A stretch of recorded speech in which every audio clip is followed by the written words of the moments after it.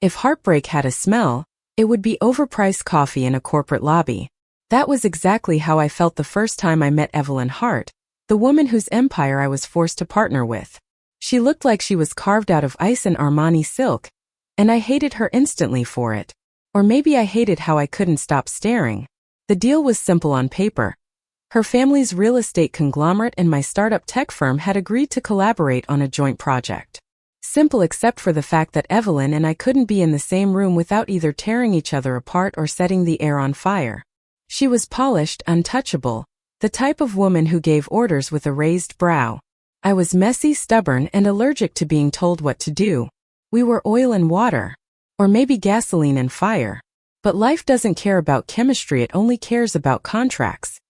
And so there we were, two women forced to sit side by side in glass conference rooms, pretending we were just business partners. Pretending I didn't notice the way her eyes softened when she thought no one was watching. Pretending I didn't catch her staring at me in reflections of boardroom windows. Evelyn wasn't just cold. She was untouchable.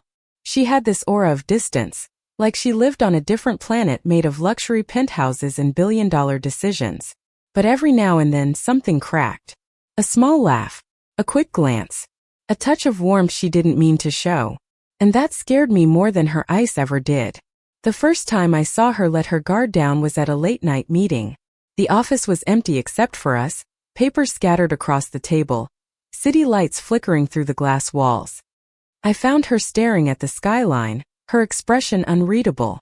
You ever feel like all this, she gestured to the city, is just noise? I didn't answer at first. I was too busy watching her, realizing she wasn't made of stone at all. She was human. And lonely. I laughed a little too bitterly. Every damn day. For the first time, Evelyn smiled at Minute, the polite, rehearsed smile she gave investors, but something raw, almost fragile. And in that moment something shifted between us. The irony? The more I tried to keep her at arm's length, the closer she seemed to get. She started asking me questions outside of work about my childhood, my dreams, my fears. She listened. Really listened. And I hated how much I wanted her to keep doing it. But I wasn't naive. Evelyn came from a world that didn't forgive mistakes, let alone forbidden feelings. She was the kind of woman expected to marry another billionaire's son, not me. Every second I spent wanting her felt like a risk I couldn't afford.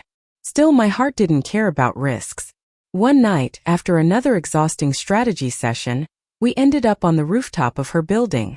The city stretched out beneath us, glittering like broken glass. She stood so close our shoulders brushed, and I swear the world tilted. "You drive me insane," she whispered. I laughed softly, though my chest tightened. "You're not exactly easy yourself." Her eyes met mine, full of something I couldn't name. Something I wasn't sure she'd ever admit out loud. It would have been so easy to close the space between us. To kiss her. To burn every boundary we'd been hiding behind. But instead I stepped back, terrified of wanting too much. Because wanting Evelyn Hart meant risking everything, my career, my heart, and maybe even hers. And yet I couldn't shake the feeling that beneath her carefully built walls, Evelyn was waiting. Waiting for someone reckless enough to tear them down. The silence between us became heavier than any contract we signed. After that rooftop night, things changed. Evelyn and I worked side by side as if nothing had happened, but beneath every word, every glance, was a current neither of us could ignore. Still I tried. God, I tried to bury it. She belonged to a world of immaculate dinners and glossy magazine covers. I belonged to chaos, to risk, to building something from the ground up with scraped knuckles and sleepless nights. I told myself we didn't fit. I told myself I didn't want her. But every time she leaned closer during a meeting, every time her laughter caught me off guard, the lie burned a little more. The breaking point came at a charity gala. One of those ridiculous events where everyone pretends to care about causes while competing over champagne brands. I showed up in a borrowed dress, already feeling like an imposter. Evelyn, meanwhile, looked like she had stepped out of a dream, draped in midnight silk, diamonds catching the light in her hair. She was dazzling, untouchable. But then I saw him. The man her family had chosen for her. An investment banker with a smile as fake as the event's philanthropy. He hovered close, touching her arm as if he owned her. And Evelyn let him, her expression frozen in that polite mask I had grown to hate. I shouldn't have cared. It wasn't my business. But rage clawed up my throat, not because of him but because I saw the way Evelyn's eyes dimmed when no one was watching. She looked trapped.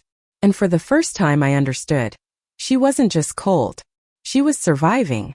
Later that night I found her alone on the balcony, the city glittering behind her like a million witnesses. "Congratulations," I said, too sharp.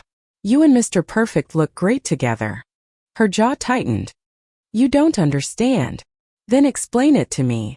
"I can't." Her voice cracked on the word, and that was worse than any lie. Something inside me snapped. "Evelyn, you don't have to keep living like a damn statue.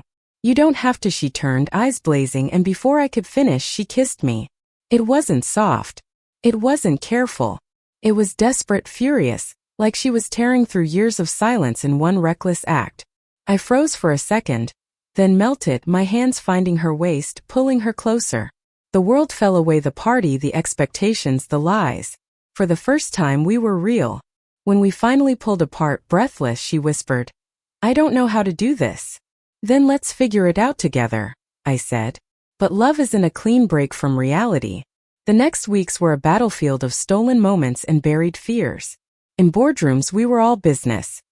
Behind closed doors we were fire and softness, laughter and confessions whispered at 2 a.m. She told me about the pressure of being her father's heir, the weight of perfection. I told her about my fear of never being enough. And slowly, piece by piece, we built something fragile but real. Of course, secrets don't stay hidden forever. One morning, her father called her out in front of both our teams. "I hear you've grown close with your partner," he said, his voice dripping with disdain. The room went silent. My heart stopped. Evelyn's hand tightened around the pen she held, but her face was unreadable. "I respect her work," she said calmly. "That's not what I meant. It should have ended us." The weight of her family's expectations, the eyes of the entire company, the whisper sit was too much. That night I packed my things. I left her a note. "You don't owe me your ruin." But Evelyn Hart was done living in ruins. She showed up at my apartment in the pouring rain, hair soaked, dress clinging to her like the storm itself. "You don't get to decide for me," she said, her voice shaking but strong. "I'm tired of being cold.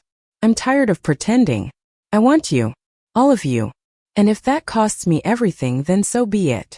I pulled her inside, my throat tight. "You're insane." "Probably," she breathed before kissing me again. This time it wasn't desperation. It was a promise. The fallout wasn't easy. Her family raged, investors whispered, tabloids speculated. But Evelyn stood taller than I'd ever seen her, unflinching. She chose me, and with her I chose us. Our partnership became more than a merger, it became a revolution. Months later, on another rooftop, we stood side by side, the city sprawling below. She slipped her hand into mine, warm and certain. "You ever feel like all this is still just noise?" I asked softly. She smiled, that rare, genuine smile that had changed everything. "Not anymore," she said, "because now I have the only part that matters." And in that moment, I realized love wasn't about breaking walls, it was about choosing who you let inside them. Evelyn Hart, the cold heiress, wasn't cold at all. She was fire hidden in ice. And she was mine. Thank you for listening. Like and subscribe to get notifications about next videos.